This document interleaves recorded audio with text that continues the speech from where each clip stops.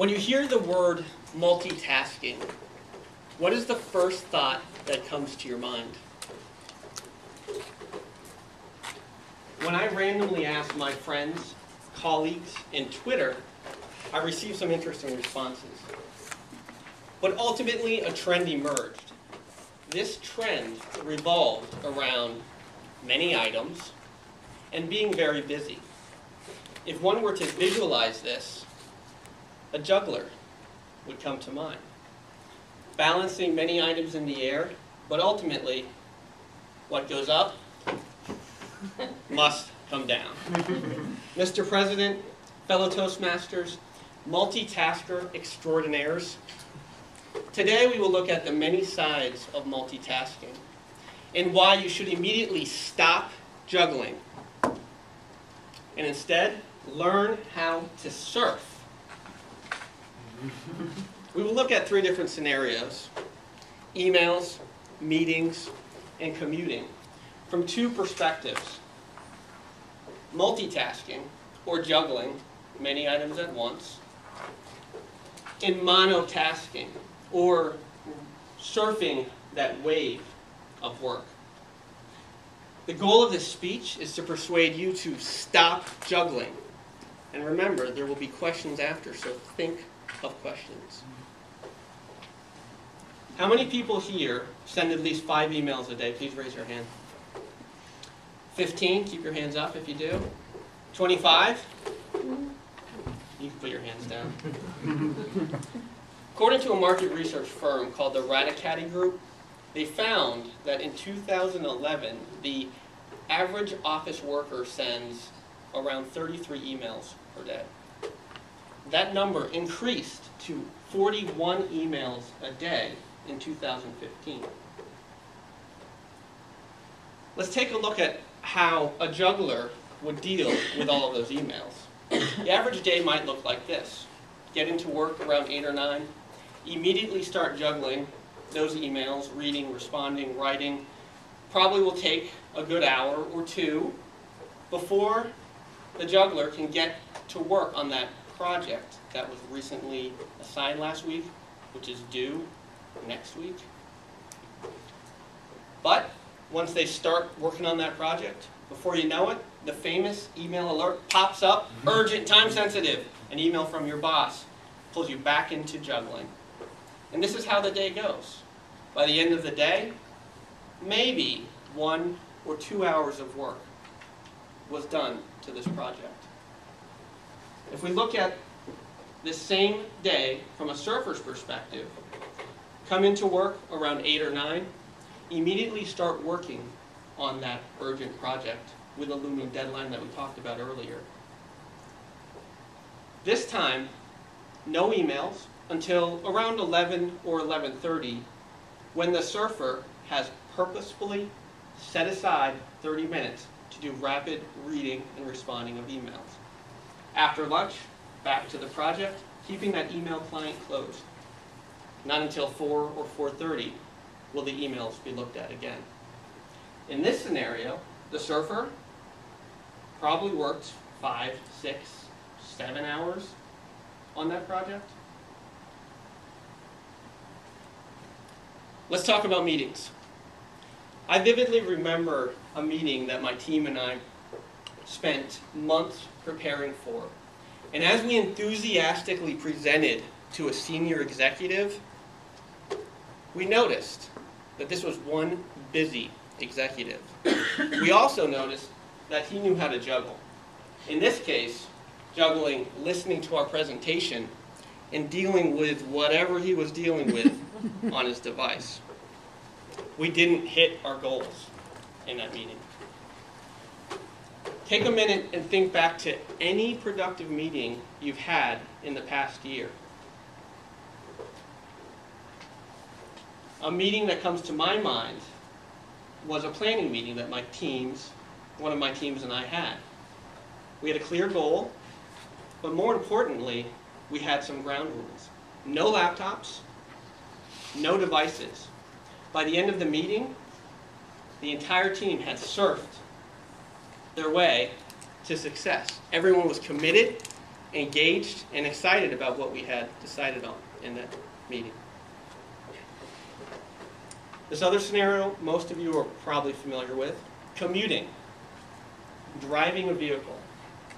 According to don'ttextdrive.com, when you juggle driving a vehicle and texting, for example, the results could be disastrous. If you are texting and driving, you are 23% more likely to be involved in an accident. 1.6 million accidents occurred tied to cell phone use. That's roughly the population of Philadelphia, which resulted in 6,000 deaths. In the case of commuting, when you juggle, you can see the results. I will admit, though, juggling in some scenarios does appear to be effective, but only if that task is a low brain-powered activity. For example, if we take the last scenario of commuting, listening and driving seems to work. I personally love to listen to the radio and audiobooks. I did some research for this speech, and I found that listening can cause a distraction, but the risk is relatively low. Another area which seems to work for me in regards to juggling is in my personal life. At home, I like to watch a movie and work out. Another area that I've tried, and you can judge on whether or not I was successful on this one, cooking dinner and reading and responding to emails. Results vary from crispy, extra crispy, blackened. Seriously. So in the office environment, we've examined juggling, and we've seen what can come out of that. Not getting your project work done on time. Not having very efficient or effective meetings.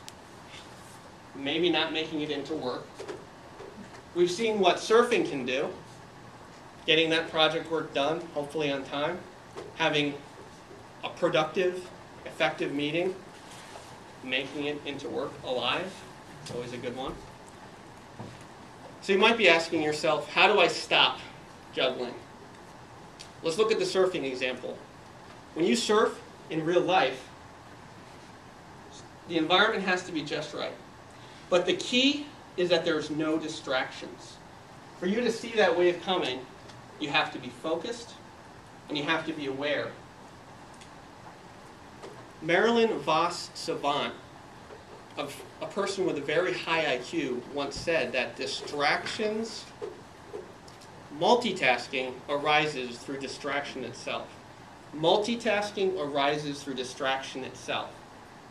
So the key to stop juggling is to remove the distractions. Keep your email client closed, except for that certain period of time. Don't bring your laptop to that meeting. If you really want to attend the meeting, attend it. And if you don't, just don't go. Never drive and text. If you can't figure out a way to avoid that, just put your cell phone in the trunk. It works. If you do all of these things and focus on avoiding distraction, you will be able to surf your way through those waves of work and be successful. We'll now open it up with questions. I really liked what you said, and it did bring me to another level as far as juggling. But what confused me was, you said the boss sent an urgent, time-sensitive message. As a surfer, you wouldn't discover this until 11:30. What's your explanation to the boss on that? That's a great question, and I do have experience with that. The key there is really setting expectations with the folks that you work with. So if your boss knows that you only check email from 11:30 to 12, he will know not to be angry with you if you don't respond till that time. And you can also let him know that if he really needs you, call, go, stop by, grab you. But that's a great question. Good, thank you. Jeannie Meister, a futurist, has said that email is going to go away. Do you agree with her, and do you have an opinion about the alternate project collaboration platforms that are being used by young people today? Oh, that's a great question. It's almost a table topics question. In regards to, I think, the speech, in regards to not juggling, everything I talked about, I've seen this with instant messaging. The same scenario is there when instant messages, when your instant messenger is up and people ping you, it's going to cause distraction. So I think the same, if I was going to provide advice on how you can remove that distraction, setting expectations, putting a do not disturb on your instant messenger. So if emails do go away, there'll still be some communication out there. I think we're done with our question and answer. That's it. Thank you very much. I'll just close with, keep in mind, remove distractions, and you will be able to surf your way to success.